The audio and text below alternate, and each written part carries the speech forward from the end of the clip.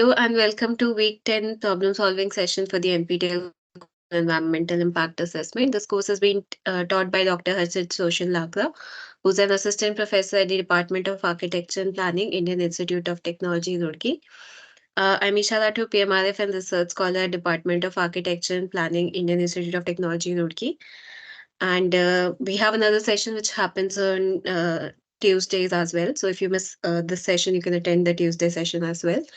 So moving on, a few housekeeping rules. Please mute yourself for the session. If you have any queries or if you have any questions, you can post them in the chat box. And where or you can either raise your hand and unmute yourself for asking questions at different points during the session. So the outline of the session is first we are going to look up at the highlights from this week. So from week 10's content, we are going to look up at key takeaways from each of the lecture units which were covered in week 10. Then we will look up at assignment questions. So these are assignment questions from the previous run of this NPTEL course. So we will look up at the assignment questions with their solutions and explanations. And further, if we received any queries from you regarding week 10's content, we will clarify those queries from the discussion forum. So please make use of the discussion forums. If you face any queries throughout when you are watching the videos, you can put your queries in the discussion forum and we can cover them. Okay, so week 10, we looked up at decision making and project management. So let's dive into the highlights from week 10. So the first lecture in week 10 was lecture 46, which looked up at AIA methods for landscape and visual. So first we looked up at the few concepts relating to landscape and visuals and AIA methods relating to them. So we defined landscape first, which is a zone or area as perceived by local people or visitors, whose visual features and characters are the result of the action of natural and or cultural, that is human factors. So this definition is by the European Landscape Convention, Florence of 2000. Then we looked up at factors that contribute to landscape. So we have three different categories of factors. So we have natural factors, cultural, social factor, and perceptual and aesthetic factors. So natural factors are those factors which are physically present or which are uh, originally coming from nature, like the place or landscape, geology, landform, hydrology, air and climate, soils, land cover, flora and fauna.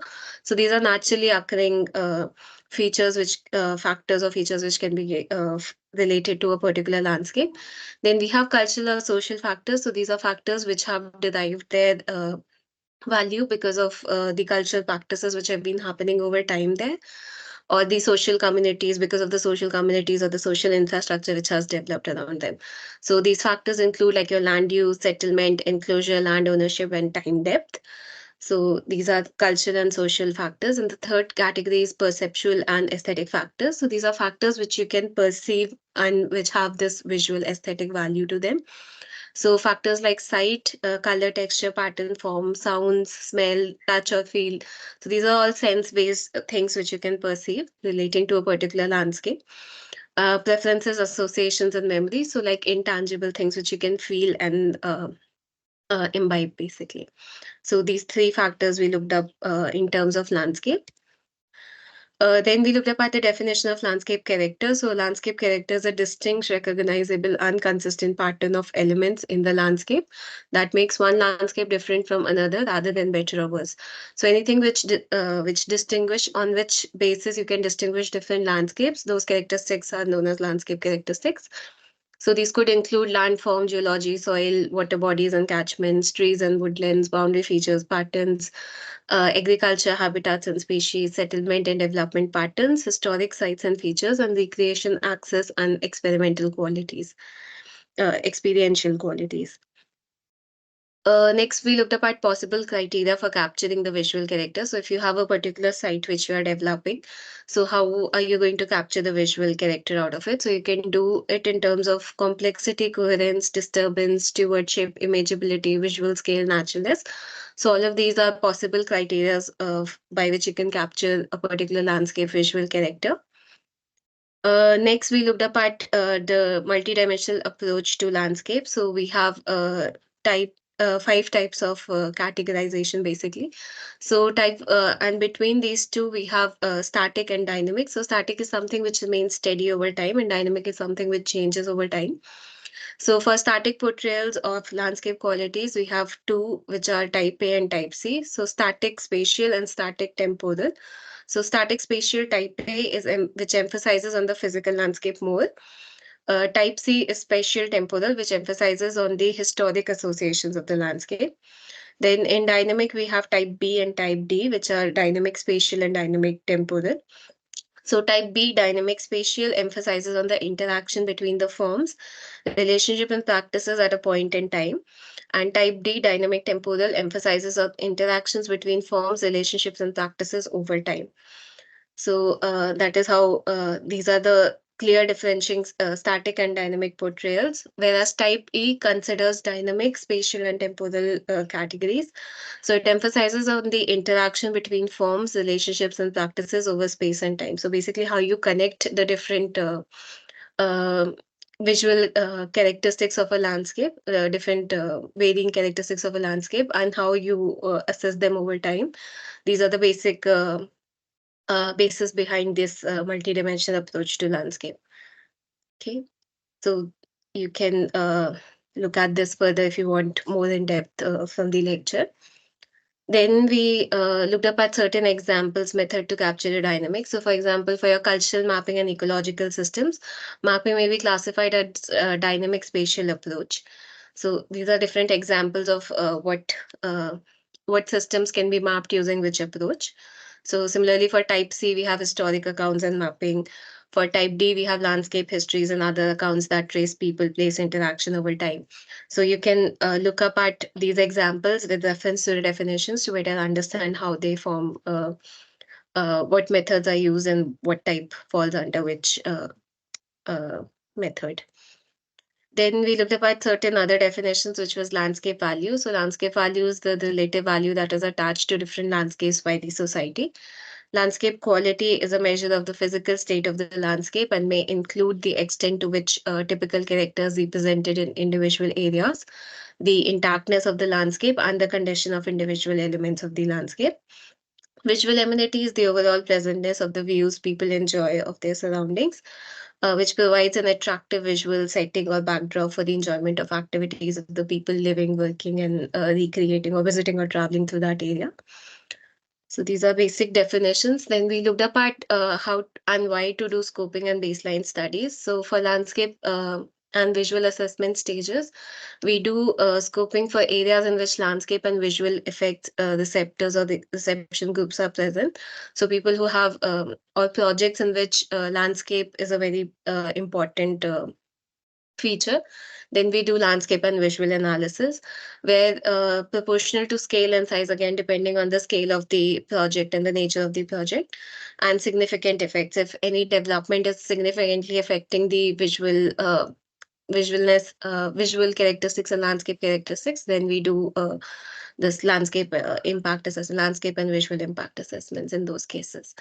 So then we looked up at certain other terms which we use for scoping and baseline studies. So first we had the zone of theoretical visibility, or the ZTV, which is used to describe the area over which a development can theoretically be seen. So this is basically when you're trying to map how new development is going to come. You can either have a digital terrain model or a digital surface model, so DTM or DSM. So DTM can be computer generated, and this basically represents the Earth's surface without any surface object. So the plain site, just the geography of the site can be seen, like the slopes and things can be seen. So basically, the terrain can be seen in that map. And DSM is computer generated model that represents the surface height, includes trees and buildings. So any naturally occurring or any sort of structure which is present on the proposed site, you can see all of them in the with their full length, breadth, and depth values, height or depth values. So this can be done. So this is basically done when you have any new development which is proposed, so you can overlay and see how that new development is going to affect the different views from the different sides of the site, and how the landscape is going to look, and how the different stakeholders can are going to perceive the value of the landscape based on the new development, and then take further actions based on that. So DTM and DSM were also discussed. Then ZTV is also sometimes known as the zone of visual influence or visual envelope map. And the extent of visibility will also depend on the size and prominence of the development being considered. So again, how much wider you're going to consider the zone of theoretical visibility, it again depends on the size and the proposed development area. So the purpose of doing landscape baseline is to basically identify and evaluate the existing landscape of the site and surrounding area, and to include the individual elements that make up the landscape characteristics and the character. So that is why we do landscape studies, baseline studies. So the baseline study can cover physical influences, aesthetic and perceptual aspects, historic landscape character assessments. You can collect desktop information. You then do baseline analysis of existing documents, maps both current and historical of the area, the aerial photographs and other photos. So these are the things which we consider while we do baseline studies for landscape and visual. For scoping and baseline studies, the techniques which can be used are you can ask people about how they use and perceive the landscape. And this can help you in identifying the qualities of landscape that are important to those communities for whom landscape is a live-in experience. So basically, communities or stakeholders who live in that area, how they perceive the landscape around or in your proposed development. So those kind of techniques, basically in-person interactions with the people who are living. This is a participative or consultative kind of approach, and this is especially relevant when you have indigenous communities residing or dependent on the landscape which your project is going to affect. So in those cases, you should do participative or consultative techniques. And then the consideration for evaluation of landscape sensitivity. So the susceptibility of the landscape to change and the value of the landscape receptor. So what value these, based on the interactions, what value you give to the landscape, and you also assess how that value is going to change because of the proposed development. So for visual baseline, the purpose is to identify and evaluate the existing visual relationships between the site and its surrounding area, and to identify representative viewpoints and key sensitive viewers. So these typically include a representative viewpoint. So some kind of like a sunset point is like a representative viewpoint. So it attracts a lot of people to a particular site, and it will add value to your site. So something can be an example of a representative viewpoint, specific viewpoint, and illustrative viewpoints. So of course, these have been discussed more in depth in the lecture itself. Then we looked up at the definition of scale of landscape change. So again, like all scales we have discussed so far in assessing how we are going to assess the impact prediction and evaluation. So a large scale of change is an obvious change in landscape elements, character, and quality of landscape. A medium scale of change is a discernible or something which is visible but not very obvious in the landscape elements, character, and quality of landscape. A small change is a minor change in landscape elements, whereas an imperceptible or no change is something which is not easily discernible, or there's no perceptible change which the communities living in that area are facing or seeing because of the proposed development.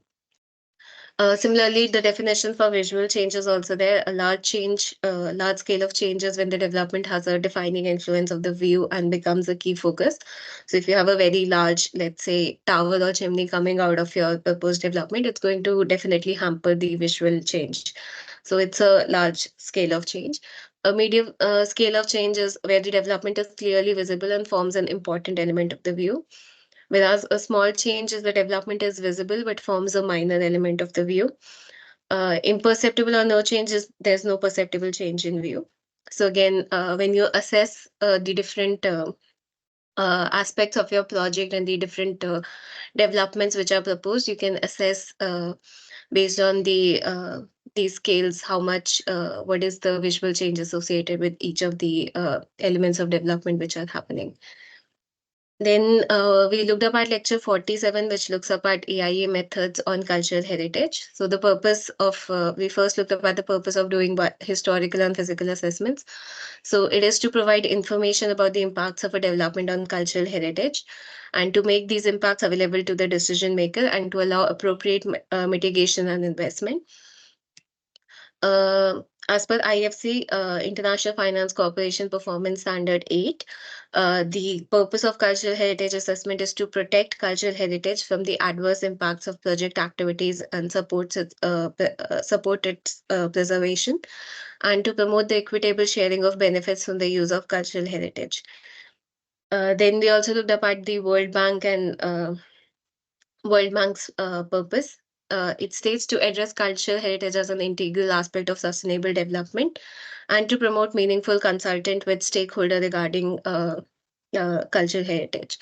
So all of these were different agencies or organizations which emphasizes that in a development project, especially if it's in a historical site, you should do a cultural heritage assessment so that you understand the value of the heritage or the value associated with that site, and you bring out that value instead of hampering that value from coming out. So then we looked up at the definition and concepts relating to cultural heritage. So the definition of cultural heritage as given by UNESCO 1982 is a whole complex of distinctive spiritual, material, intellectual, and emotional features that characterize a community, society, or social groups.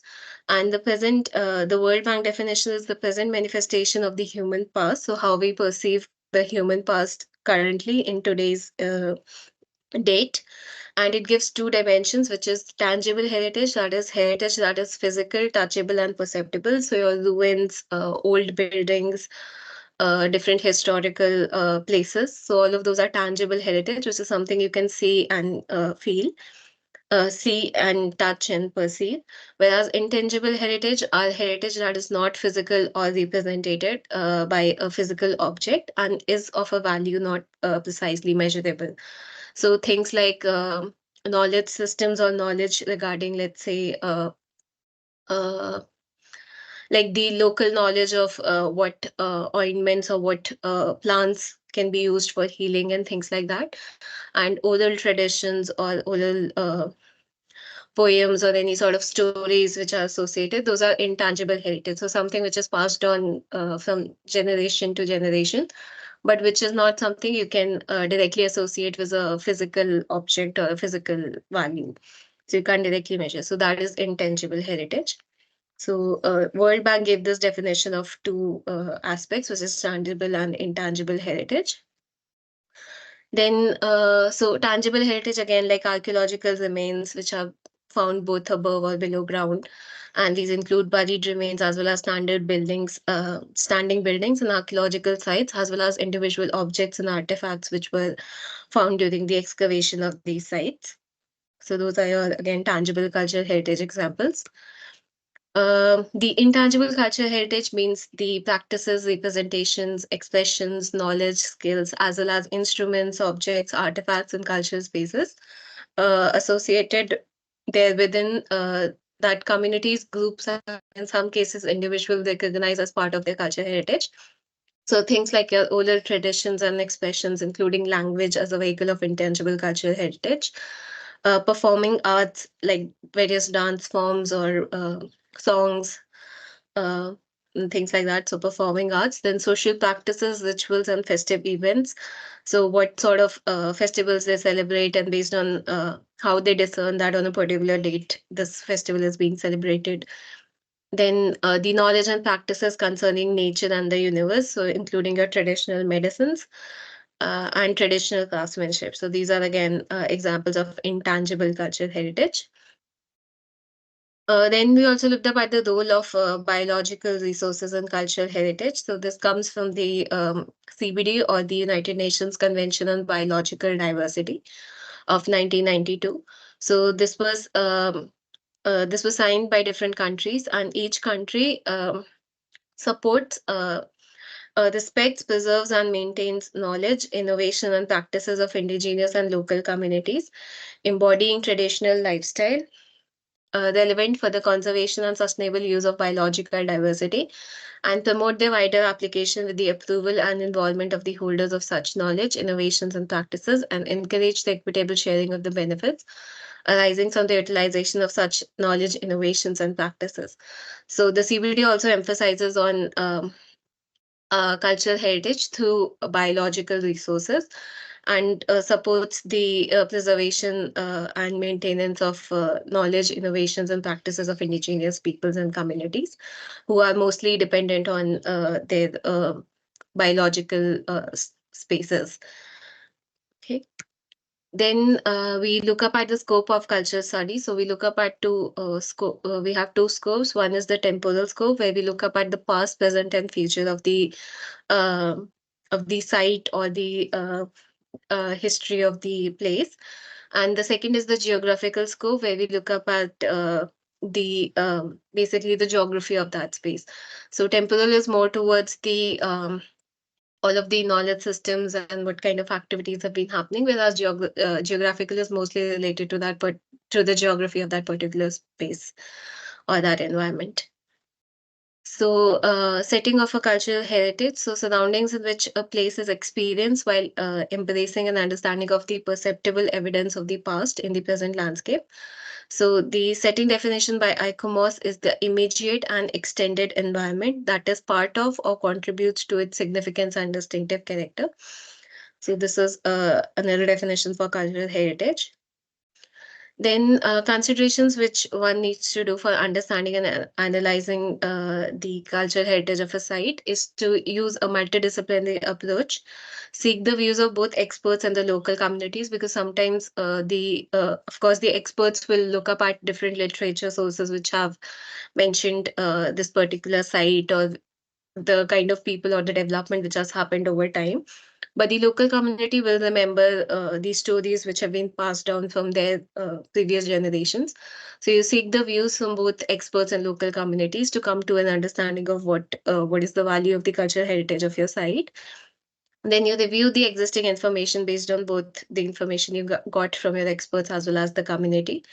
And if you can find other some desk-based studies from other formal records, and analyze both the oral history and traditional knowledge, along with the artistic and literary descriptions, which you can find to basically understand the cultural heritage of your site.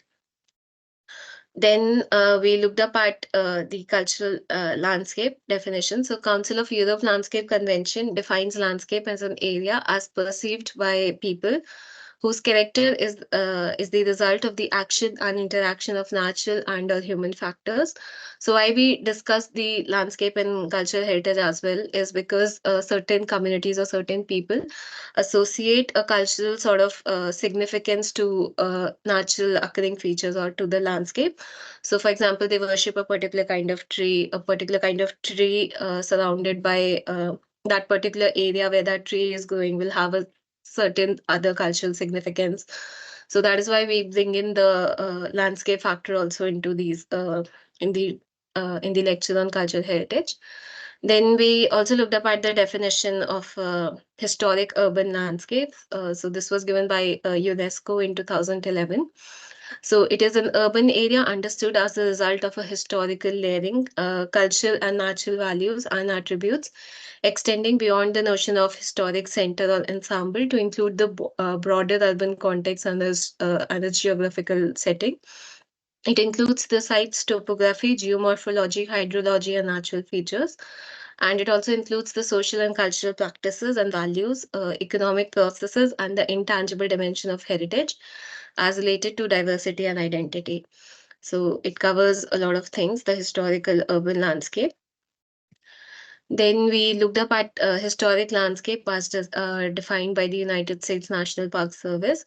So historic landscape include residential gardens and community parks, scenic highways, rural communities, institutional grounds, cemeteries, battlefields, and geological gardens.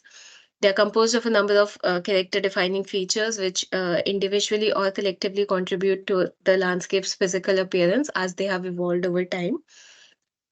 So because gardens and all of these kind of historic landscapes, they do not have a major land use change over time. So which is why they gain a sort of historic significance because they have remained unchanged over time, which is why we are considering them here. Then we look up at the NARA document of authenticity from 1994 from the ICOMOS. So it lists various factors of authenticity. So these factors are form and design, material and substance, use and function, traditions, technique and management systems, location and setting, language and other forms of intangible heritage, spirit and feeling, and other internal and external factors. So, how to assess the authenticity or originality of the cultural heritage? The based on these factors, you can assess the cultural heritage authenticity or originality. Then, consideration for assessing the integrity of World Heritage properties as defined by the World Heritage Operational Guidelines of 2013. So, extent to which the property includes all elements necessary to expressing its outstanding universal value or OUV. It is of adequate size to ensure the complete representation of the features and processes which convey the property's significance. And it suffers from adverse effects of development and or neglect. So when how do you consider, what projects do you consider for assessing the cultural heritage? So these certain kind of projects can be considered. The purpose of integrity is to maintain that the physical fabric of the property and its significant features are in good condition, the protection of key elements to retain its total value, and the maintenance of relationships and dynamic functions of the property. So I'll give you an example for this. When the Jaipur development, the Jaipur metro project was undergoing, they found a particular Bauli which was significant during the past. So when the metro was that particular metro station was developed such that the Bauli was integrated into the design of the metro station, that you can see the Bauli when you go down to the while you go down to get the metro. So to bring in that, so basically the project was still there because that was a center point. So metro was already proposed, but while they were excavating that site for development of metro, they found that Bauli. So they integrated that Bauli because it was culturally significant. So that is how, if your project involves such kind of features, you should try to integrate or bring them into the physical fabric of your project and protect the key elements which are of cultural significance or cultural value. So critical cultural resources, when we looked up at the critical cultural resources, so these includes natural areas with cultural and or spiritual value, such as sacred groves, sacred bodies of water and waterways, sacred trees and sacred rocks. Natural areas with cultural value are equivalent to priority ecosystem cultural services as defined in the Performance Standard 6 or from the International Finance Corporation IFC Performance Standard 6. Then we looked up at who are the cultural heritage stakeholders. So we looked up at stakeholders. So first is the public authorities. So these are national or federal, state or regional or local public authorities. So these are cultural heritage authorities, the ASIA or environment authorities, planning authorities, and tourism boards. So these are the first category of stakeholders. Then we have indigenous people and local communities. So these are people who are living in that area. So like indigenous people representative bodies and organizations. So council of elders or village council, as well as members of the affected communities or indigenous peoples. This can also include NGOs which represent these indigenous people or local communities, because sometimes these local communities have language barriers as well, like they do not speak the language in which the official documentation happens. So certain NGO groups who might represent the preservation of these people, like only one person in that community might be able to speak the language. So then they can be represented by NGOs who believe that their preservation should be done as well. So these are the two categories which can be included in indigenous people and local communities. Then we have another stakeholder, which is scientific institution and individuals. So these include your museums, university, and research centers, which are involved in researching on cultural heritage, and your academicians and researchers. Then we have religious institutes which associate value to these to the different culture features. Then we have NGOs at all national, region, and local levels. So these are NGOs which are involved in issues relating to cultural heritage, or which are involved with any particular tribe or community as well. And then lastly, we have the international organizations. So these are UNESCO National Office, ICOMOS National Community, and IUCN National Office. And over the years, we have had certain conventions as well, which discuss on cultural heritage preservation. So those organizations or offices which have been set up for their evaluation and propagation as well. So these are the cultural heritage stakeholders which we discussed. Then we looked up at the purpose of doing a baseline study relating to cultural heritage assessment. So it is to identify, describe the nature and location, and assess the value or importance of the cultural heritage assets likely to be affected directly or indirectly by the development project. So if your development project is near a cultural heritage site, so already if you are doing a development near a cultural heritage site, there are certain rules and regulations which you need to follow based on a particular height you cannot cross, or a particular kind of tree you can't plant, and things like that. So you need to do this kind of assessment first. Then we looked up at data collection methods. So you have methods like rapid appraisal for primary understanding, then desk-based studies for in-depth understanding, where you look up at different resources which can be found online. The interviews of concerned and affected communities, interviews of local religious leaders, interviews of specialists with local knowledge, ethnographic studies, gathering of oral traditions from interviews from the local communities and people, field surveys, building surveys, and specialized surveys for underwater areas. So sources of desktops based studies can be your international, national, provincial, and local registries of database, old maps, even your Google Maps, because it goes back to a certain number of years, like 1994 or something. You can go all the way to the past and see how the landscape or what was there at that point of time and how it has evolved. So old maps, your aerial photographs and satellite imageries, old and recent photographs, books, newspapers, pamphlets, scientific articles, scientific reports, etc. And parish and estate records or old plans. So these are some sources which can be used for desktop-based study. That is study which you can do by sitting on your desk and looking at documents for cultural heritage. Then we look up at field survey techniques. So we have geophysical techniques. The purpose is to assess or map the changes in the characteristics and properties of the ground. So we have resistivity survey, which measures ground resistance to the progress of an electrical current.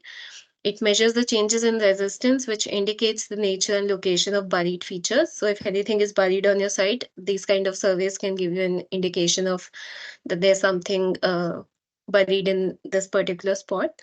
So then you can excavate and find and do further steps based on that. Then we have magnetometer survey, which measures the magnetic properties of the soil and is used to identify locations of past human activity, so periods of burning or hunting. Then another field-based study is field walking, which is also known as surface artifact collection. So it's confined to plot fields. So the process allows to collect and plot material on their location. So what object is found at what location, and then you can also do certain assessment, like if it was located here, how is it positioned relating to object B, which was found on the site? Does it indicate the use pattern, or certain kind of further analysis can be done? So that is why you collect and you plot which material or which artifact was found at what location. Uh, this is also significant because it's rapid and economical, but it has its own limitations. That is, you know that there's something which is present, or this particular artifact has some cultural value, or it's relevant. So those kind of things. So field walking is another. Then augering is another field-based technique. So this is mostly used in river valley where deposition has covered the land surface. And in the process, soil sequence is recorded through auger holes and maps are prepared. So you basically take out an entire section of soil and see how layers have come up uh, to see how development has happened, basically. Then another method is test pitting. So hand excavation by creating small pits of plant size. These can be of different sizes as per requirement. And the analysis of different artifact recovery rate over an area indicates the date, location, and extent of the surveyed site. Machine trenching can also be done instead of hand excavation. Then we have earthwork surveys. So these are analytical earthwork surveys. They provide information on the form and condition of earthworks, and they're good at identifying the chronological relationships of the elements of the landscape to one another. And it's used for measuring, using the measuring process to examine the slopes and other features, their forms and patterns, and to examine the relationships and compare them with the samples which are collected on site. Another technique you can use is drones. You can directly fly them over your site and record. So it provides a useful low-level aerial platform for recording historical buildings, monuments, and archaeological sites and landscapes. And they carry a wide variety of sensors, including cameras, multi-hyperspectral imaging units, and even laser scanners. For the underwater surveys can be done where the site is below. You feel that there's a some cultural values associated with ponds or rivers which are in your development area. So then you can do underwater surveys. So surveys in rivers, lakes, or the marine environment, you can do multi-beam sonar and then use the echoes to determine how the landform is or if there's something below. You can also do magnetometry, which we looked at. Then sub-bottom profiling with sonar by observation by divers. If they are shallow waters and your beams can't reach that depth, then you can have divers go in and remember or take photographs. And by remotely operated vehicles. So these are techniques for underwater surveys. Then again, you can assign, how do you assign values to the cultural heritage resources? So very high value is World Heritage Sites, including nominated sites, uh, assets of acknowledged international importance, assets that can contribute significantly to the research which is going on. Then high value are nationally protected or designated cultural assets, which are of significance to the historic value of a particular country or a particular nation, and artifacts and similarly things like that. Then medium value is something which can be on a regional level, low value is something for on a, let's say, community level, negligible which has very little or no surviving cultural heritage interests, and unknown where you cannot ascertain the importance of the resource or the importance of the artifact which was recovered. So that is unknown. Then the methodology for assessing the value of assets of cultural heritage. So the value of heritage is assessed in relation to the statutory designations, international or national, and priorities or recommendations which are set out in national research agendas and ascribed values. Then professional judgment is used to determine the importance of the resource. So experts weigh in, different experts weigh in that how they feel what era this artifact or this object is associated with and things like that. And this method used as objectively as possible. A qualitative assessment using professional judgment is inevitably involved. So towards the final stages, you will have experts assessing every detail on the artifact and coming with a report saying whether it's of value or not.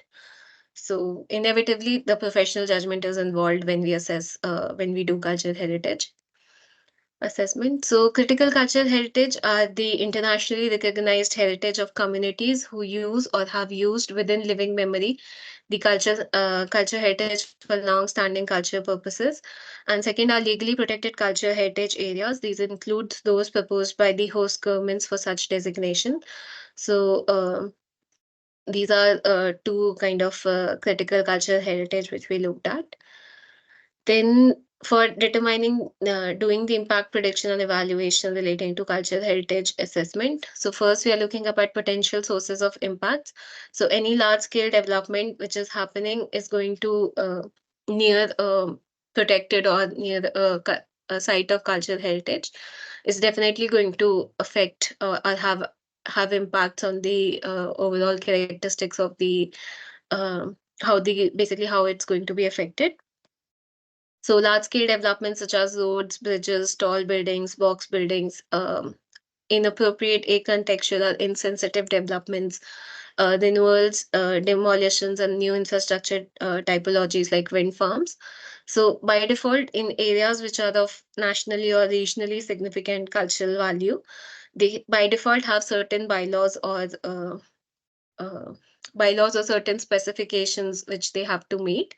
But in areas where no cultural heritage has been previously discovered and does not have any sort of rules, then any sort of regulations, then these kind of developments can have impact. And anything which is acontextual or insensitive to the cultural heritage which is found on a site can have significant backlash from the community or from the local people who are more interested in your development or from stakeholders. So this is one potential source of impact, large scale developments. Then land use policy change, large scale urban frameworks, and excessive or inappropriate tourism. These are sources of impacts. Then sectors which are particularly prone to affecting cultural heritage. So we have energy because it has large setup for it has usually large setups and a lot of digging and pipelines and utility lines going through. Then communications again similarly because there's a lot of laying of cables and fiber optics and things. Transport again because they are larger systems connecting different points and a large uh, investment or large development happening in transport, like highways or constructions, bridges, canals, railway construction. Water, anything which is related to altering the course of water, so your dams, irrigation or drainage schemes, because water inevitably finds its old routes or finds its old pathways. So anything relating to water is water sector is uh, will affect cultural heritage. Then sewage and sanitation, urban development because of infrastructures and things, industry and mining because you are hampering or extracting a lot from nature itself, and agriculture. So these are sectors which are particularly prone to affecting cultural heritage of a site. Then how do we map the effects on intangible cultural heritage? So effects can include effects on continued customary use of biological resources or access to traditional sites, on the respect, preservation, protection, and maintenance of traditional knowledge, innovations, and practices, that is, inappropriate behavior in certain locations, the effect on sacred sites and associated rituals or ceremonial activities. So one example of this can be like, for example, communities have protected areas where, especially communities in Northeast, I've seen they have specific sacred sites where only men are allowed to go. And if you open these kind of sites to tourism, or if you make development which does not give proper boundaries to them, then they might feel, and if the opposite gender goes in those areas, they might feel that their sacred site is not valued, or it might lead to conflicts and clashes between the people who have these sacred sites and the stakeholders or users of the proposed development. So it can have effects can be measured in terms of like sacred sites and associated rituals or ceremonial activities, and effects on the exercise of customary laws. Then identification of activities which are associated with the project. For doing impact prediction, you first need to identify the activities within the project which are going to have effects on the cultural heritage. So any sort of land acquisition or land take, the amount of excavations which you're going to do for your development, construction methods and programming. Whether for example, if you're doing pile foundation, so how deep you're going, uh, does the vibration in the site going to affect nearby structures of cultural importance, those kind of things. Then details of temporary and permanent works, predicted traffic types and volumes during both construction and operation, and building layout and height. And the magnitude of impacts of these activity will be mapped next. So magnitude in terms of whether it's a positive or a negative for cultural value of the site, whether it has a direct or indirect effect, whether it's permanent or temporary, whether it's reversible, irreversible, whether it's for short term, medium term, or long term, and will any of these effects combine to have a cumulative total effect.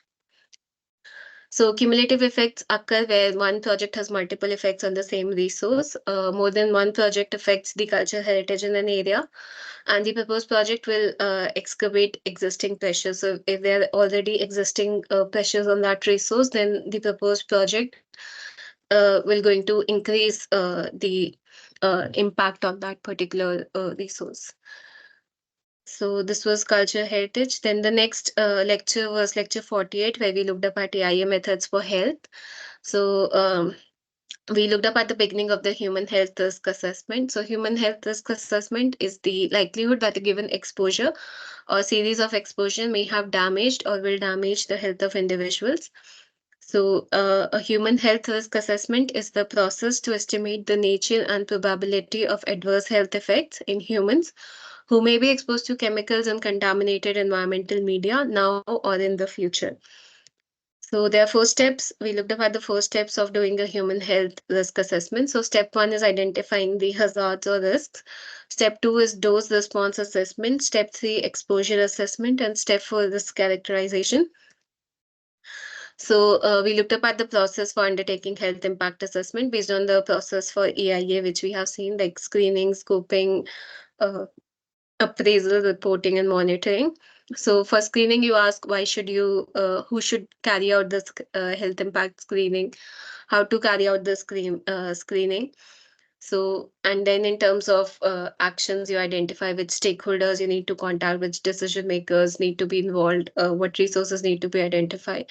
In scoping, you define the geographical boundary in which you're going to conduct the health impact assessment, so HIA. What is the time frame for which you're going to consider do the health impact assessment, and what skills the team which is doing health impact assessment needs to consider. So then actions are like defining roles of team members. These are the particular roles, using local data and expert opinion to decide on methods and methodology, and how much time, duration, time frame, everything. Then appraisal is how will the policy have potential to affect environmental, social detriments that impact health outcome. If there are specific health detriments which needs to be accessed, would health inequalities be affected, vulnerable groups and people. So all kind of things needs to be considered. So again, actions like surveys, interviews, field observations, and all of those things.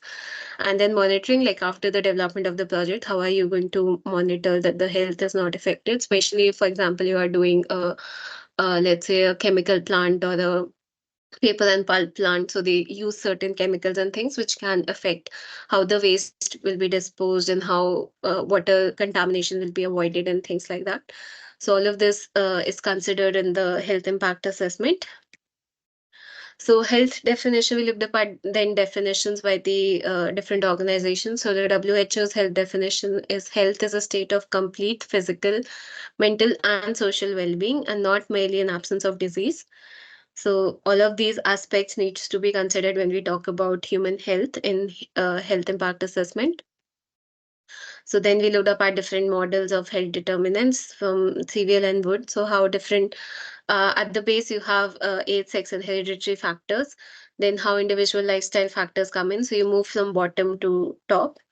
Then you have social and community influences, living and working conditions, and general socioeconomic, cultural, environmental conditions. So how we move at each of these different stages, basically. Then we looked up at factors. So we looked up at health outcomes. So these are specific type of illnesses and conditions such as infectious disease, chronic disease, injuries, nutrition related conditions, and mental well-being. Whereas health detriments are that influence the experience of health in affected communities. We looked up at how there's a approaches which can be used in health impact assessment.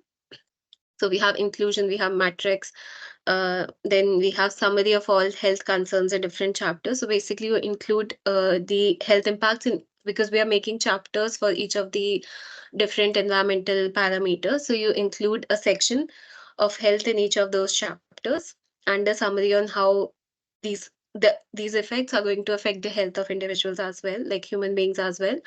Or you can do a standalone separate section on human health impact assessment in your overall EIA report. And then you can have that presented as one chapter in EIA report as well. You can have basically summaries on all chapters and then have a separate health impact assessment chapter as well.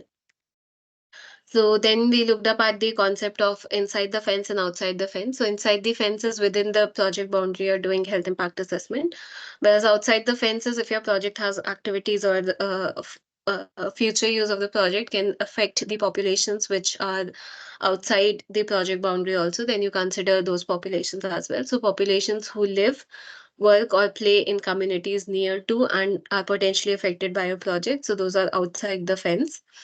So basically, which humans are you referring to? So that is inside the fence or outside the fence approach. Then again, the health impact assessment process. So again, screening, scoping, baseline studies, assessment, and mitigations or enhancements, and lastly, monitoring. So in using basically the EIA process for doing health impact assessment itself. So screening whether the health impact assessment is required or not. Scoping, you plan the team, approaches, methods, stakeholders and things inside the fence, outside the fence. Then baseline, you gather data on baseline health and environmental conditions relating to your specific project type and population group and previous kind of projects and what kind of health impacts have been studied on this population. Then you assess the impacts to health and distribution based on all the data you have gathered through field as well as your surveys and things. And then measures, mitigations, where you develop strategies to minimize the health harms and maximize health benefits. And lastly, monitoring, where you understand how the HIA is going to track changes over time.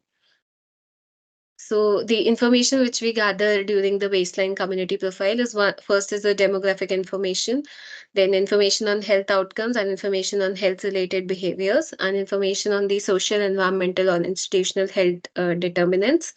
So any sort of uh, factor which is going to have an adverse effect on health. We identify all of that based on the background demographic information of the community. Then distinct purposes which can be served with an HIA baseline community profile. So you understand the nature of population in the area of the project, understand the burden of disease in the population and the way in which healthcare exists or operates without the project initially, and identify vulnerable subsets of population and create a reference point for measuring or gauging the future change in health status.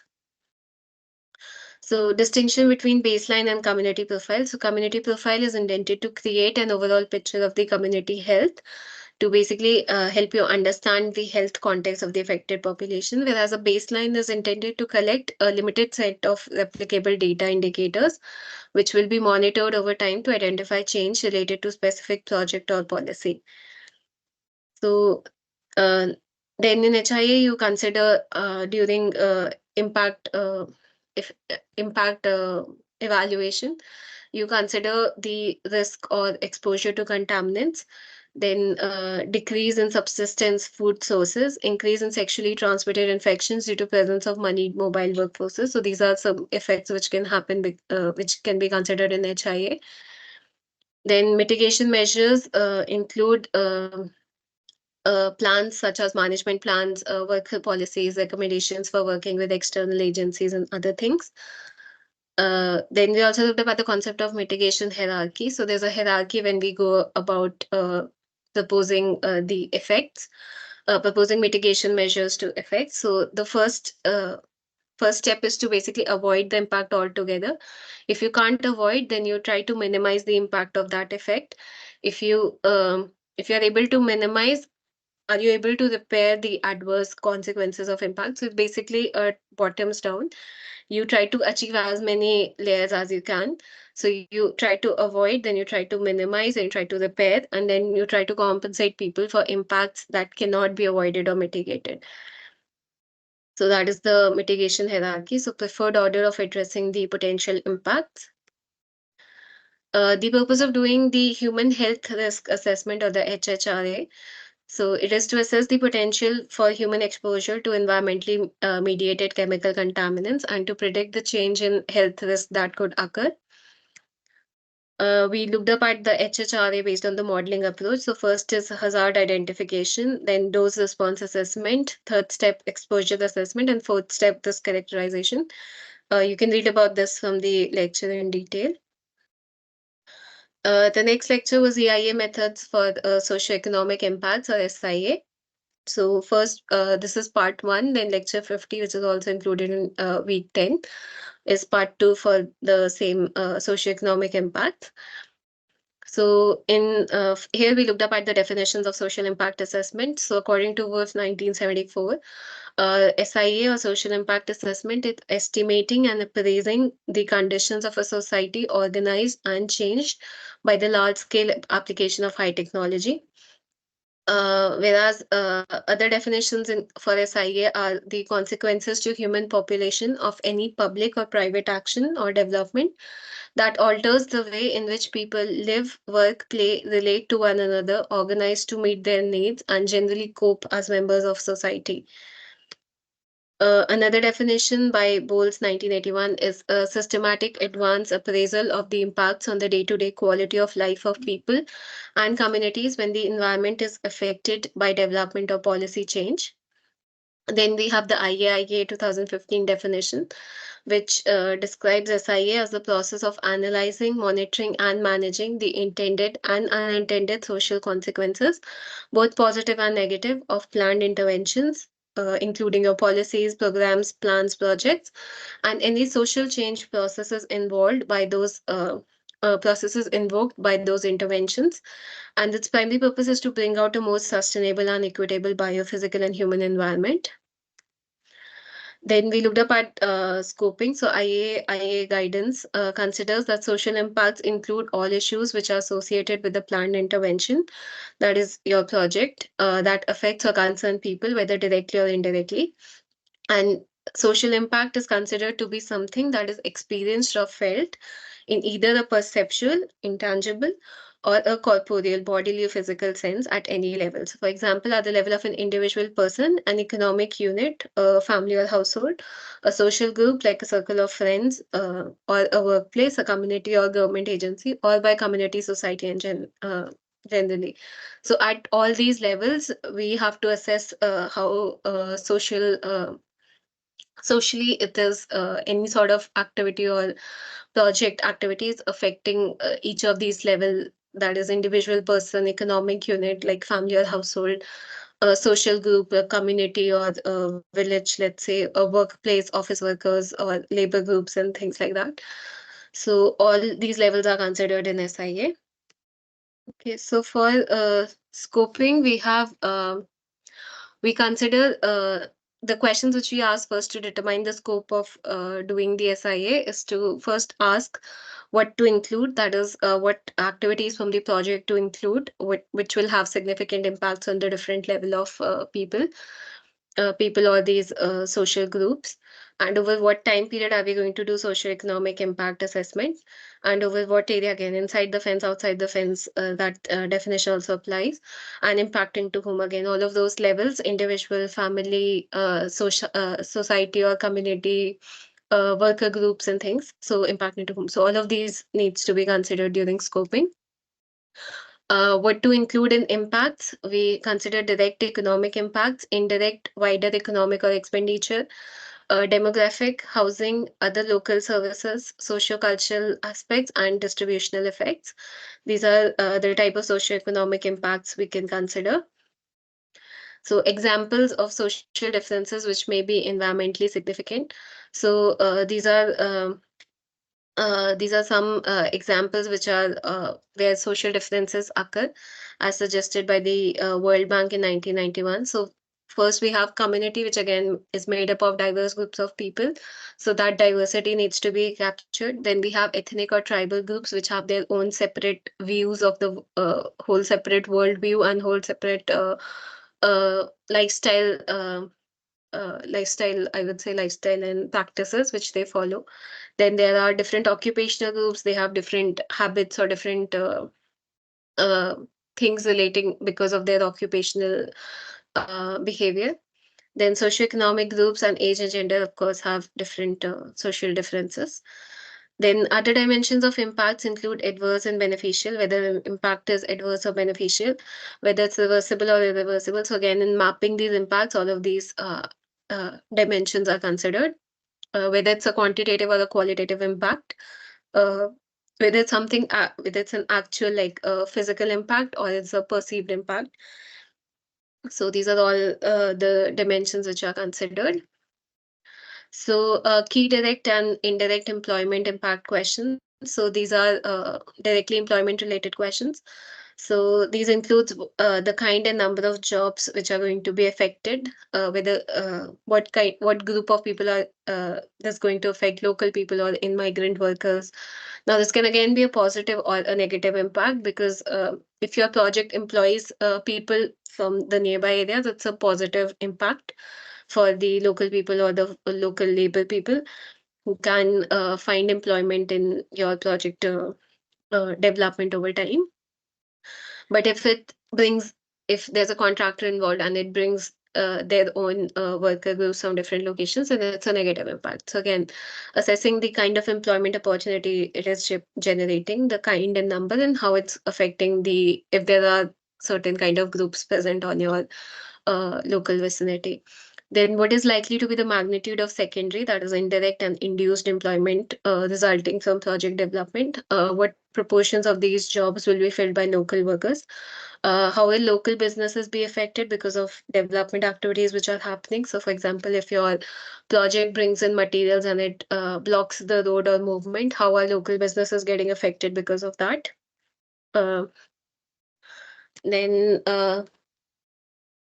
in terms of for mapping this wider economic impacts, the multiplier approach is used. So there are three methods which are used: the economic base multiplier model, the input output model, and the Keynesian multiplier.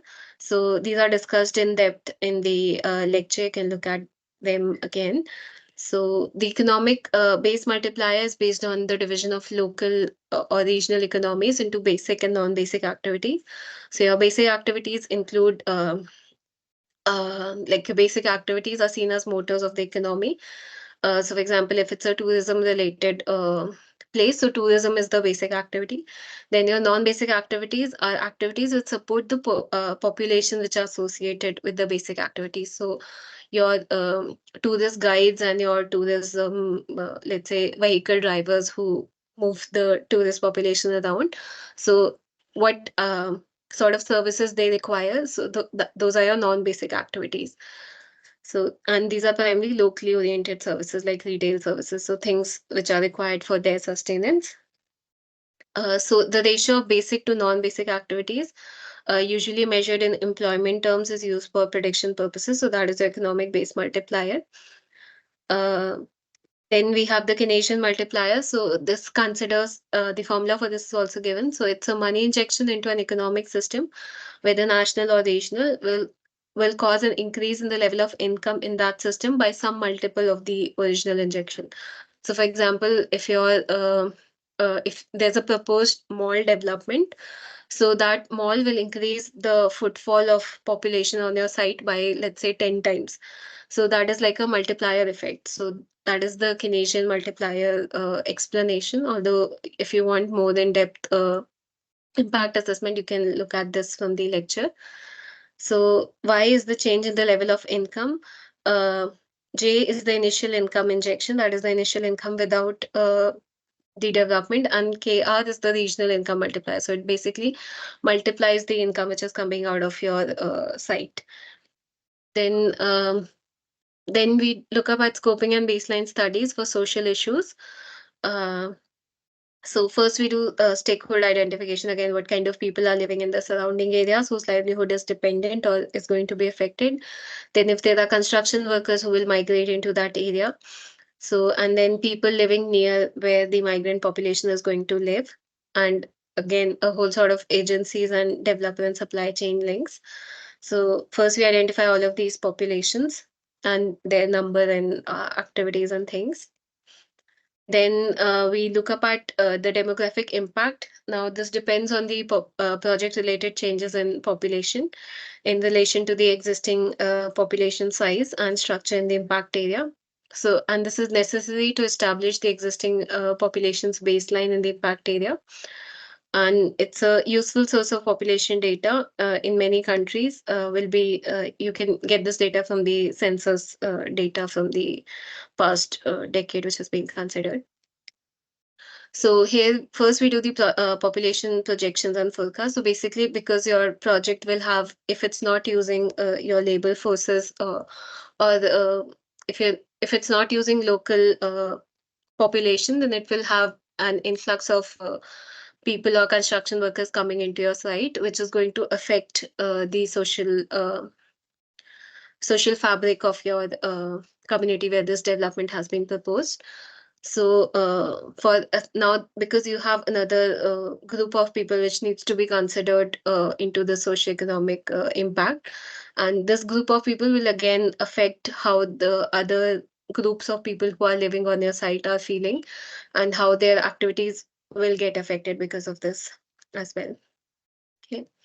So, social cohesion, so it refers to the people's sense of belonging to a community, their satisfaction with life in the community, and whether or not the community is considered as a social asset. So, it's basically, in a summary, it's a network of positive relationships uh, which are generated and maintained, and it gives is usually associated with a sense of community pride.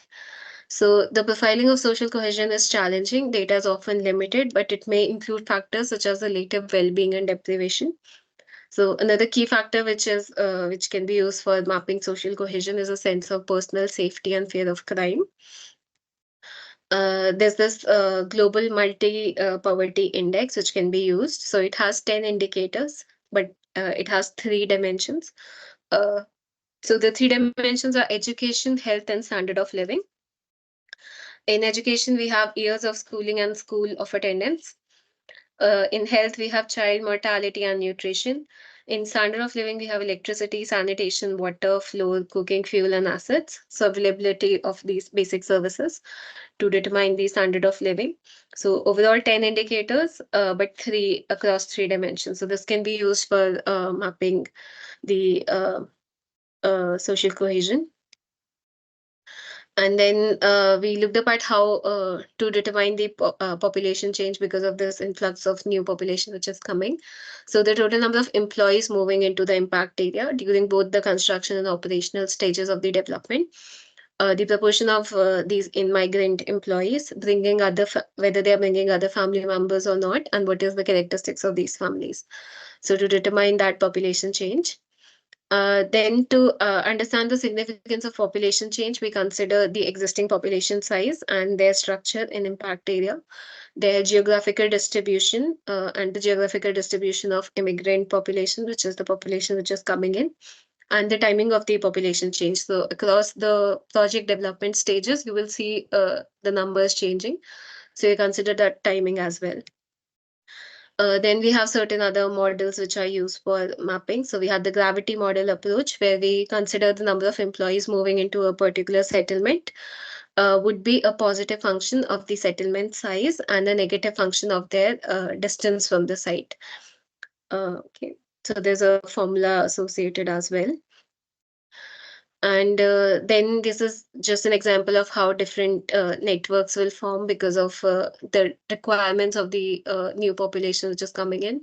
So this is again discussed in depth in the lecture 50 as well. So we looked up at accommodation impacts, then education impacts, and other impacts as well.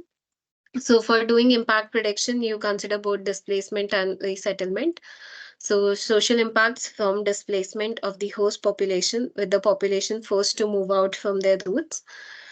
Physical displacement, we looked up at the definition of physical displacement as well, which refers to the loss of housing resulting from project-related acquisition of land and or restrictions on land use that require the affected person to move to another location. And economic displacement refers to situations in which people's livelihood is affected or their there's a loss of assets or assets which are associated with their livelihood. So, like agricultural land is being taken. So, anything which is associated with the disruption or loss of income is an economic displacement. So, these are other social impacts which are considered. Then we also looked at community benefits agreement or CBAs. So these type of benefits basically include financial incentives. So whether there will be an annual payment or lump sum payment or both. So if there's a displacement or resettlement, then it can either be through a financial incentive, that is, you acquire their land and then you pay the market value plus something, uh, in payments or in lump sum, or it can be a social benefit, which can include additional development of transport improvements or village hall, community hall, sports facilities, and things like that. So these are community benefits agreement because you are developing in a particular community, and both the community and the developer can come to an agreement that they will have either the financial benefit or have a societal or a social benefit. So we looked up at more on community benefits agreement itself, and certain examples and things. So this was all which we covered in week 10. So if you have any questions, you can either put them in the chat box or just unmute and ask before we go into the next session where we do question and answers for the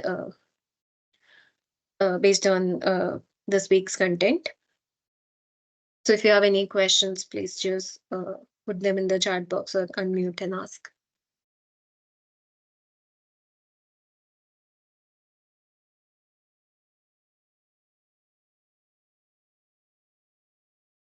Okay, so if we do not have any questions, let's move on to the next session. So in this section, we're going to do questions and answers. So you can put the answers to the questions in the chat box. I will moderate the chat box. And okay. So the first question is state true or false. The term zone of theoretical visibility, ZTV, is used to describe the area over which a development can theoretically be seen and usually computer generated using a digital terrain map, DTM, or digital surface model, DSM. So is this statement true or false? Okay, we have one answer, A.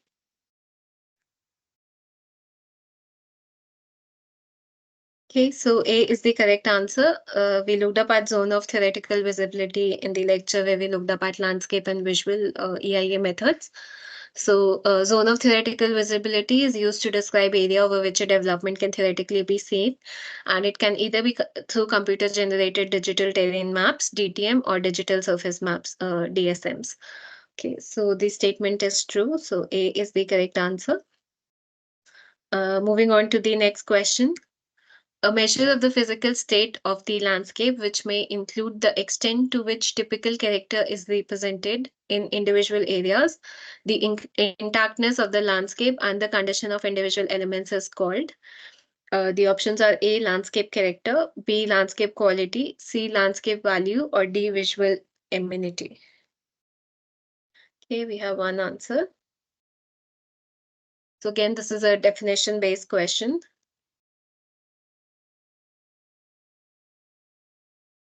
Okay, so the correct answer is B, landscape quality. So landscape quality is a measure of the physical state of the landscape, and it may include the extent to which typical characters represented in individual areas, the intactness of the landscape, and the conditions of the individual elements. So the correct answer is B, that is landscape quality. So again, definitions from the lecture notes are important. Okay, moving on to the next question. Identify the following factors that contribute to landscape. First, geology, second, land ownership, third, smells, and fourth, memory. So which of the options are factors which contribute to landscape?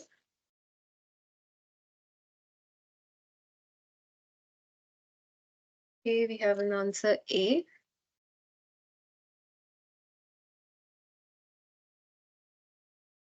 Okay, we have another D's.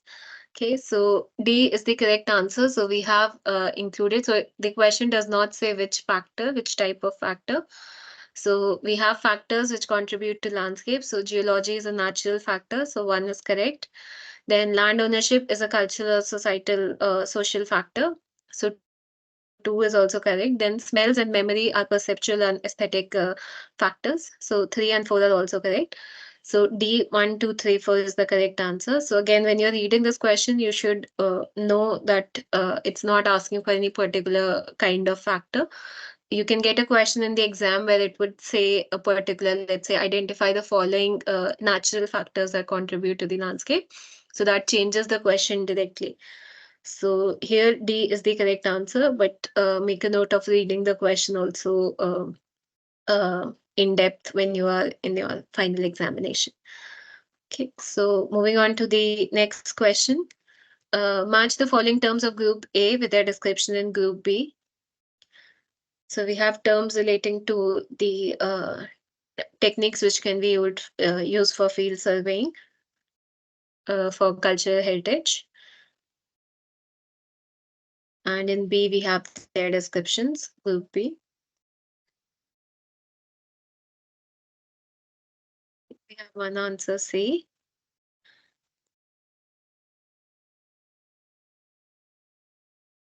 Okay, so C is the correct answer. So test pitting, it involves the hand excavation of an area of small pits of a predetermined size and provides a clear picture of the nature of the soil structure and the upper layers of the underlying geology. So P matches with 2. Then earthwork surveys are used for archaeological sites that are visible, such as banks, ditches, burial mounds at the sites of deserted or shrunken settlements. So Q matches with 1. Then finds are recovered artifacts, so R matches with 4. And machine trenching involves trenches usually cut with a toothless ditching bucket laid out in a pattern across the site. So S matches with 3. So the correct answer is C. That is P matches with 2, Q matches with 1, R matches with 4, and S matches with 3. Okay, moving on to the next question. So, as identified by ICOMOS 2011, potential sources of impact to cultural heritage includes the following: one, large-scale development; two, land use policy change; three, large-scale urban frameworks; and four, excessive or inappropriate tourism. So which of the following statements are true or cultural impacts? Okay, we have one answer D. We have another D. Okay, so D is the correct answer.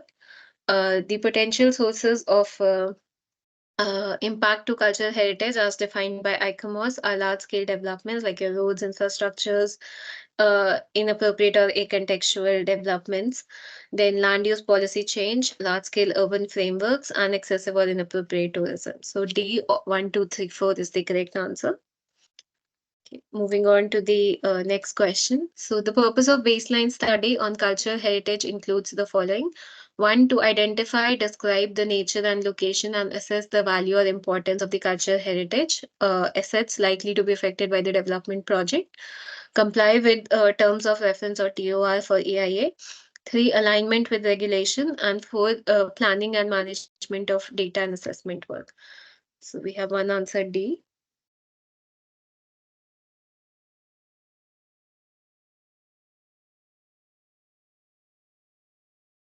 Okay, so the correct answer is D. That is, we have all of these things which we consider while doing the baseline study for cultural heritage. That is, we identify, describe the nature and location, and assess the value or importance of cultural heritage assets directly likely to be which are affected by the development project. We comply with terms of reference for AIA.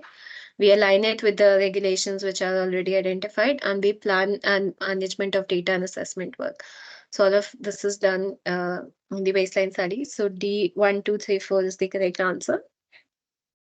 Moving on to the next question. State true or false. Health impact assessment or HIA looks at the potential effects of a project outside the fence, that is, on populations who live, work, or play in communities near to and potentially affected by the project. So here we are talking about outside the fence and the definition of outside the fence. Okay, we have one answer A. Okay, so A is the correct answer in relation to health impact assessments because we are particularly talking about outside the fence. That is, populations who live, work, or play in communities near to and potentially affected by the project. So A is the correct answer. If it was inside the fence, it would be within the populations within the project boundary. Okay, so moving on to the next question. State true or false. A human health risk assessment (HHRA) is the process to estimate the nature and probability of adverse health effects in humans who may be exposed to chemicals and contaminated environmental media now or in the future. So, is this statement A true or B false? Here we have one answer A. Here we have another A.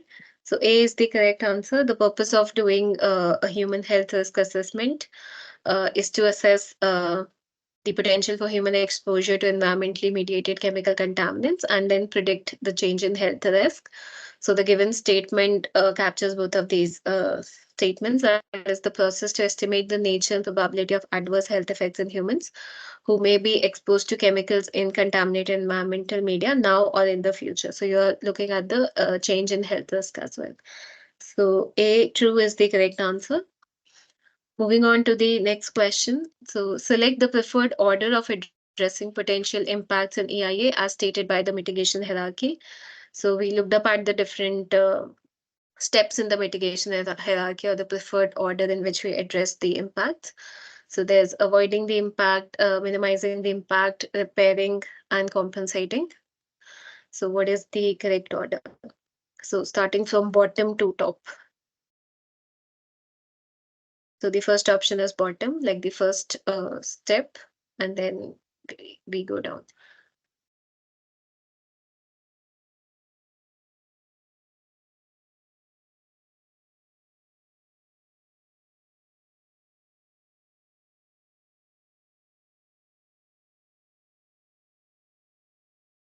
Okay, so the correct answer is C. So the mitigation hierarchy gives the preferred order of addressing potential impacts. So the first order is avoiding the impact altogether. Minimizing the impact is second. Repairing the adverse consequences of impact is third. And the fourth step is to compensate people for impacts that cannot be avoided or mitigated. So this is the order in which we address the effects which are coming, impacts which are coming. So C is the correct answer. Moving on to the next question. State true or false. According to the Inter-Organizational Committee on Guidelines and Principles for Sustainable Impact Assessment, Socioeconomic Impact Assessment SIA is the consequence to human populations of any public or private actions that alter the way in which people live, work, play, relate to one another, organize to meet their needs, and generally cope as members of society. So is the statement A true or false? Okay, I see we already have two A's. So A is the correct answer. This is the definition as given by the Inter-Organization Committee on Guidelines and Principles for Social Impact Assessment. So the statement is true. That is consequences on human population of any public or private actions that alter the way in which people live, work, play, relate to one another, and meet their needs and cope as members of society. So A is the correct answer. Moving on to the next question. Key social differences provided by World Bank 1991, which are significant from AIA perspective, include the following: one, communities, diverse group of people; two, ethnic or tribal groups; three, occupational groups; and four, socioeconomic groups. Okay, so which of these are true? Okay, we have one answer D.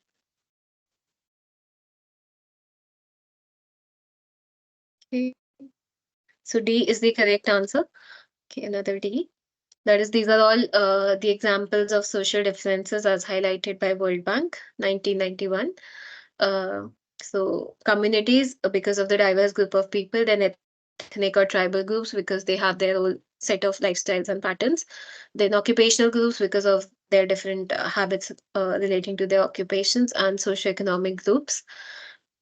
So, and the option which is not mentioned here is age and gender is also one which is identified. So D, 1, 2, 3 was the correct answer.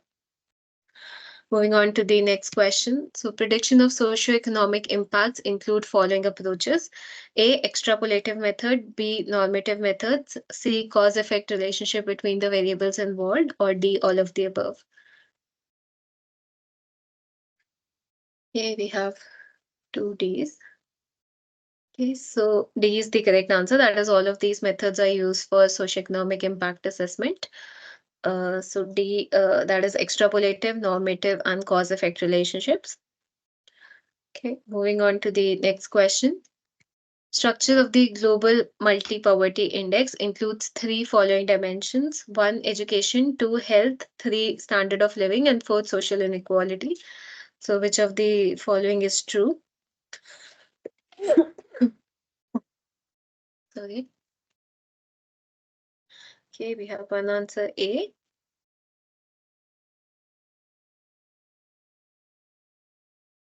Okay, so okay, we have another answer C. So A is the correct answer. That is, the three dimensions which we consider for Global Multi-Poverty Index are education, health, and standard of living. And within these three dimensions, we have other indicators, total comprising of 10 indicators. So education, health, and standard of living, that is 1, 2, and 3 are the correct answer. So A is the correct answer. Moving on to the next question. State true or false. The gravity model approach is the number of employees moving in a particular settlement would be a positive function of that settlement size and a negative function of its distance from the project site. Is the statement true or false? Here we have an answer A.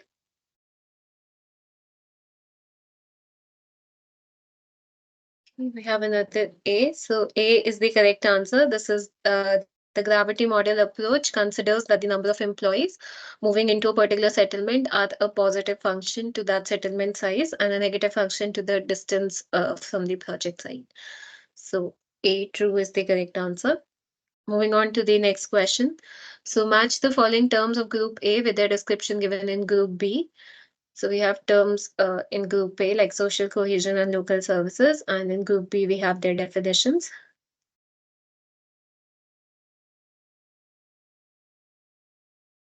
Here we have both are B.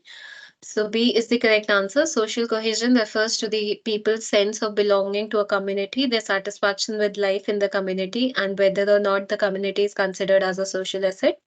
So that is the definition of social cohesion. So P matches with 2. Then local services are the in-migrant employees and their families, the demands that they place on a wide range of services, including education, health, recreation, police, fire, and social services. So Q matches with 1. So the correct answer is B, that is P matches with 2 and Q matches with 1. Moving on to the next question. So, state true or false. Economic displacement refers to situations where people's houses are not directly affected by where there is a loss of other assets or access to assets that will result in a disruption of livelihoods and associated loss of income. Is this statement true or false? Okay, we have one answer B.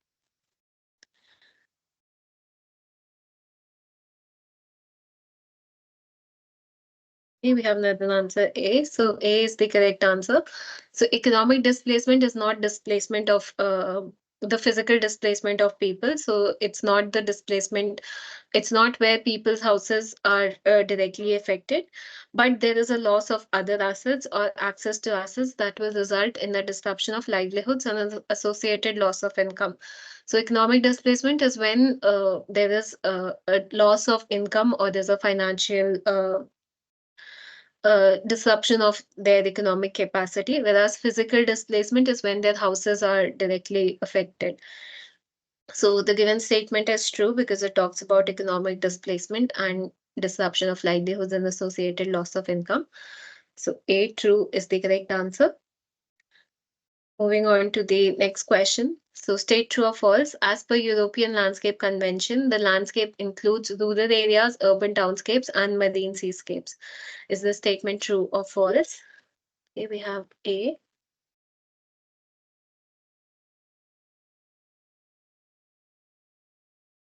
Okay, so A is the correct answer. So the definition as per the European Landscape Convention, Florence of 2000, states that a landscape is a zone or area as perceived by local people or visitors whose visual features and characters are the results of actions of natural or cultural, that is, human factors. So it includes rural areas, urban townscapes, and marine seascapes. So A is the correct answer. Moving on to the next question. Match the terms given in group A with those given in group B.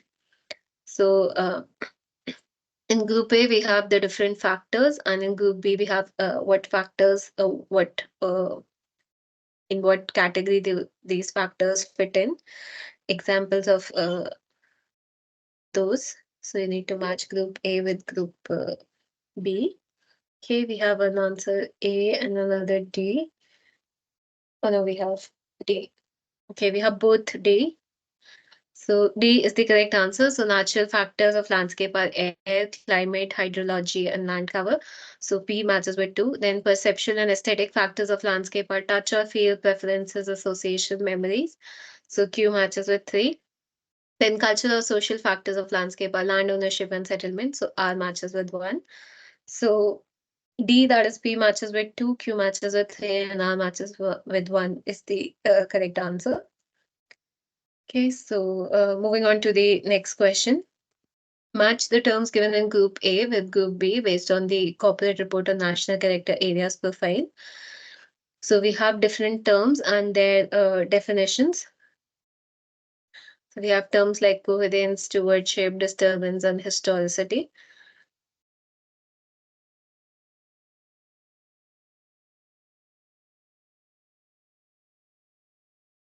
This is a slightly complex question because it looks about a report.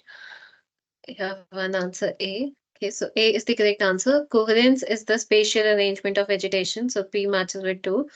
Then stewardship is the level of management for vegetation. So Q matches with 1. Then disturbance is the visual impact of disturbance. R matches with 4. And historicity is the vegetation with continuity. So S matches with 3. So the correct answer is A, that is P matches with 2, Q matches with 1, R matches with 4, and S matches with 3.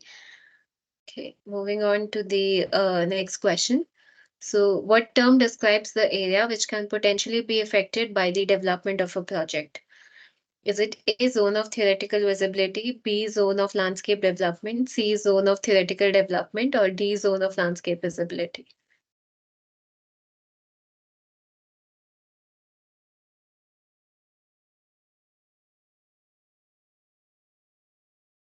Here we have C, and we have A, and B. Okay, we have another B. So A is the correct answer. That is the zone of theoretical visibility is used to describe the area over which a development can be theoretically seen, and it will potentially be affected by the development of the project visually.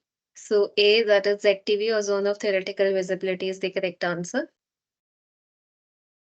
Okay, that is why the source is also cited. Okay. Moving on to the next question. Match the scale of change of landscape given in group A with the definition in group B. So we have looked at this also in the landscape module.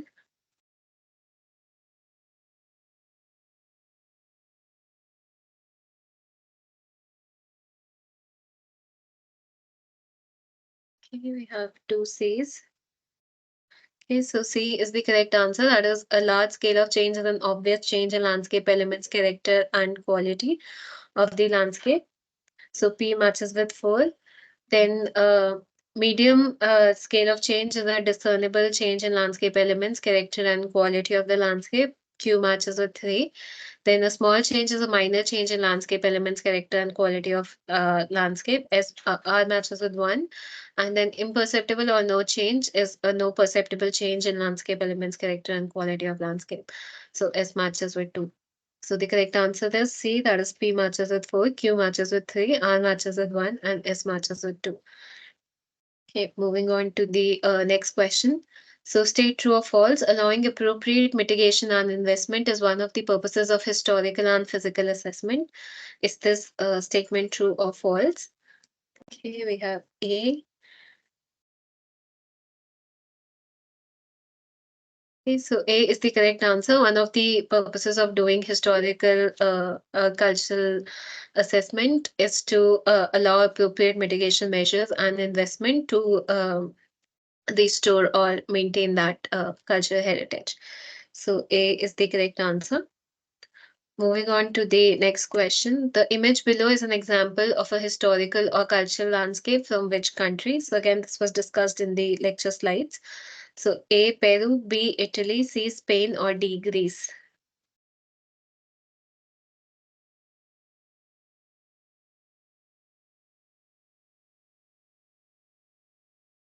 So A.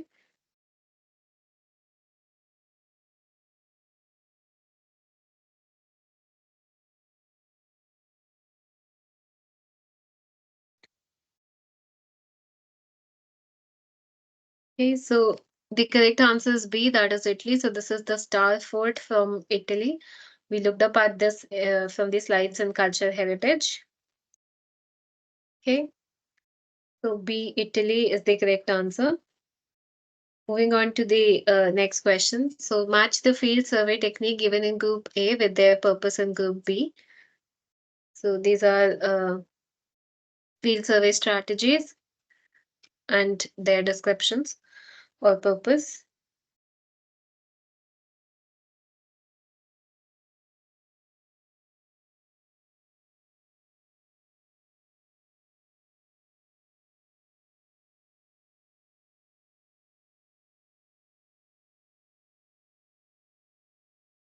Here we have both Ds, another D. Okay, so D is the correct answer.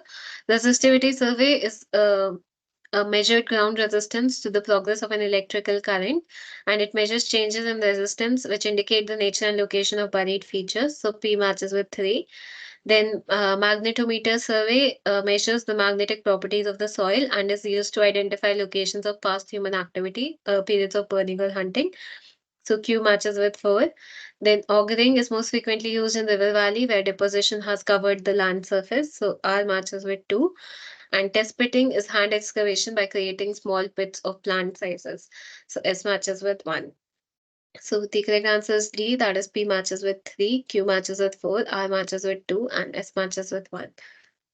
Okay, moving on to the next question. So match the project activity with potential positive community health outcomes. So in group A, we have project activities, and in group B, we have identified positive potential health outcomes to the community.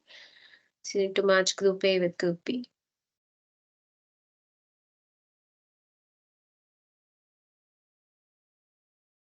Here we have B.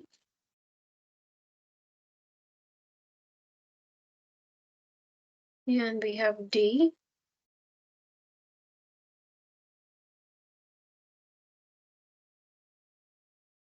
Okay, so the correct answer is C, that is building or upgrading roads leads to reduced fatalities and injuries. So P matches with 3. Then occupational health safety is reduced rate of infectious diseases. So Q matches with 2. And jobs and incomes lead to multiple physical and mental well-being outcomes. So R matches with 1. Okay. So moving on to the next question. Which among the following is a dimension of the Global Multi-Poverty Index? A, governance, B, environment, C, culture, D, education. So one of the dimensions from Global Multi-Poverty Index is mentioned here in the options.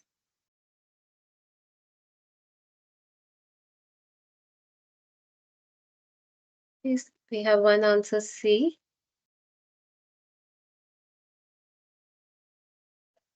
Okay, we have another answer D. Okay. So D is the correct answer. So the three dimensions are education, health, and standard of living. So D is the correct answer. Okay, moving on to the next question. State true or false. Physical displacement refers to the loss of housing resulting from project-related acquisition of land and/or restrictions on land use that require the affected persons to move to another location. Is this statement true or false? Okay, so we have an answer A.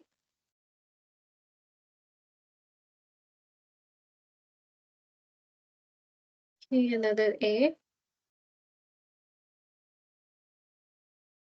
Okay, so A is the correct answer. Physical displacement is when you are physically moving because of an acquisition of your housing or because of acquisition of your land.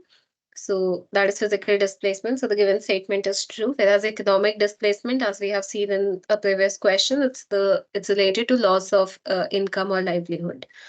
So A is the correct answer. That is the statement is true. Okay, so this is so far we have covered for the questions.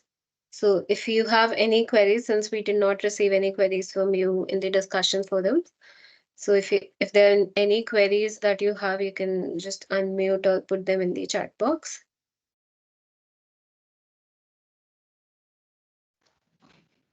Ma'am, this is regarding exam.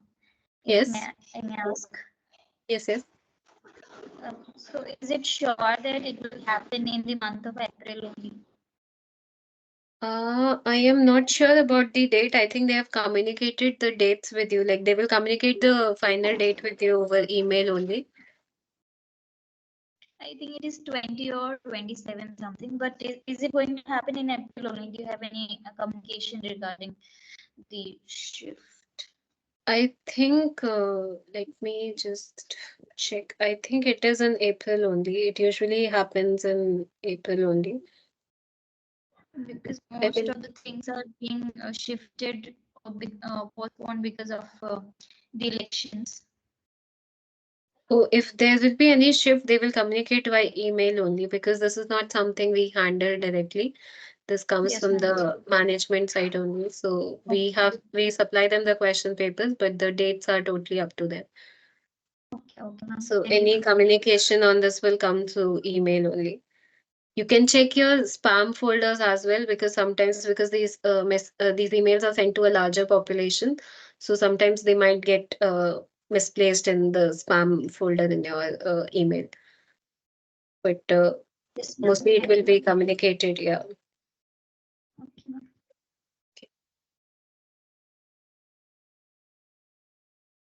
Are there any other questions?